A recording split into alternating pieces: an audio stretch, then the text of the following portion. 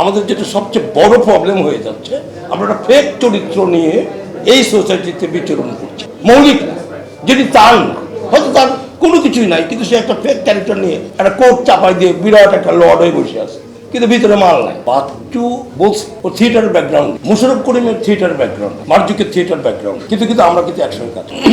যেটা মানে সত্যিকার অর্থে সৌভাগ্য ওদের এবং আমাদের। ওরা কিন্তু এই ডিস্টেন্সটা কখনো মানে বুঝতে পারেনি, ওরা শেখার চেষ্টা করে। এই দুর্বলতাগুলোকে ওরা বুঝতে পারছে যে আমাদের আছে। ওরা কিন্তু খুব বিনয়ের সঙ্গে আমাদের সঙ্গে খুব রিলেটেড হয়েছে। কিন্তু আপনি যাদের কথা বলছেন বর্তমান যারা, দুর্ভাগ্যজনক হলো সত্য, ওরা নিজেদেরকে কিন্তু আলাদা করেই নিচ্ছে এবং তারা ভেবেই বসছে তারা অনেক কিছু জানে, এবং তারা কিন্তু একটা নিজেদের দূরত্বটা বাড়াচ্ছে। যে কারণে আপনি যে বলছেন যে সম্পর্ক দিয়ে মোশাররফ আমার সঙ্গে আজও এই যে এখন দেখবেন প্রত্যেক জায়গায় ও আমাকে আলাদাভাবে বলবে।